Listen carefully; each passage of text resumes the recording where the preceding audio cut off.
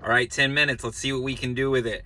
So today I want to talk about finding our way to God with maps. And maps come in many different shapes and sizes. You can be a map for someone to help them on their path to God. Someone can be a map for you.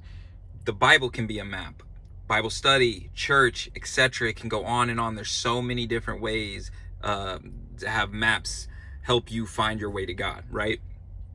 And one of the things that we often find is that a lot of people will start to fade away from their journey to God because what they consider their map does not align with what they fully believe or their relationship with God. And so instead of realizing that no earthly map is going to be the exact roadmap to heaven and God, they fade away and they stop using it because, oh, this can't be right. Okay. And what we need to do is realize that even our phones have 3-4 different ways you can map. You got Apple Maps, you got Google Maps, you got Waves, you got all these different things that you can use to get to somewhere. And then even in those maps, have you ever mapped far? Maybe if you map 2 blocks down, it's going to be one path, right? But if you're mapping so far, like from here to 3 states over, here to 3 states over, it's not going to give you one path. It's going to give you 2, 3, 4 map paths. One with tolls, one without tolls. If you go to another app, it's going to give you a different one. It's going to give you different times of destinations. And it's like, it can be so confusing, right? But it takes discernment to figure out which one of these maps is best for you, which app works best for you, which route works best for you.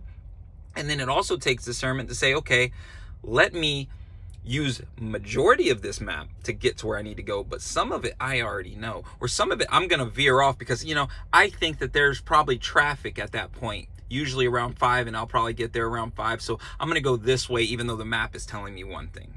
So the majority of it you're using, and then some of it you're using your discernment to figure it out yourself. And a lot of us don't want to do that when it comes to church, when it comes to Bible study, when it comes to our own journeys. We expect that everyone's going to have it perfect. And, your church is going to have it perfect. And that's not true. Like, I go to church, love it. I mean, it is, I would say 99% how I believe and how I view things, they're on point. But sometimes you're listening and you're like, because their way and their relationship with God doesn't always necessarily mean that is your way in your relationship with God. And so we have to have that discernment. That does not mean I'm like, oh, well, they said that one thing that I didn't really agree with, so let me walk away. Let me leave church and let me not go there anymore. No, what it means is I have to have my own personal relationship. And then you could say, oh, well, why don't you just have your own personal relationship? Why do you need these other things? And it's like, well, you need them because if I know how to get somewhere partially, I have my own route. Would it not be best for me to have not only the GPS but me? So maybe I get a little lost and the GPS is like, oh, you made that wrong turn, or you know what I mean? So it works out combining the two together. For that, I have something. It says, carry each other's burdens, and in this way you will fulfill the laws of Christ, Galatians 6:2. And also, 2 are better than 1 because they have a good return for their labor. If either of them falls down, one can help the other up. But pity anyone who falls and has no one to help them up. So that right there is exactly what I mean by having a backup. Having something that is helping guide you. It does not mean you need to follow that distinctly and only. And then you say, well, what if you have a perfect GPS, right? What if truly your GPS is perfect? When is that going to ever happen, right?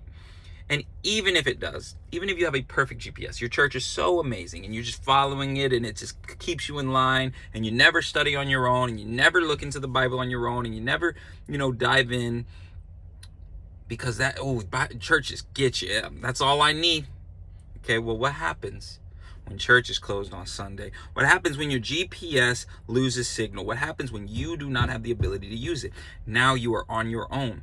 Now, someone who has not only use their GPS, but have used maps and have used their own discernment to figure out how to get to where they need to go. And when they're paying attention to the roads and not just going, okay, it said turn left. No, they're saying, okay, it's telling me to turn left on Galbraith. So now I'm listening, I'm paying attention, I'm studying, I'm mapping this out in my head. And now when that GPS doesn't work, I go, okay, well, that's Galbraith. So doesn't Galbraith go down? And then I can get that to, 12th Street. I think I can figure it out. And you can make your way until someone can get you back on track, that GPS starts working again. And we have to realize that we cannot be reliant solely on either way. We cannot be reliant on a GPS. We cannot be reliant on church. At the same point, we cannot solely be reliant on ourselves or, to figure out and remember how to map things. It is best to have a team and guidance, while having the ability to understand and discern so that you can guide yourself when needed. And there's some other stuff I want to talk about, like Proverbs 3:5-6. Trust in the Lord with all of your heart and lean not on your own understandings. In all your ways submit to him, and he will make your path straight. Okay, so then you could say, well, why do I need other people's guidance when I can just lean on to God? I can just listen to his guidance, because that does come into play. And it seems that God has created us to need other people. Have you ever thought about why the worst punishment for somebody who is in jail is solitary confinement? It's because that is when our bodies are disconnected from God's children. And when we are disconnected from God's children, we are more disconnected from God.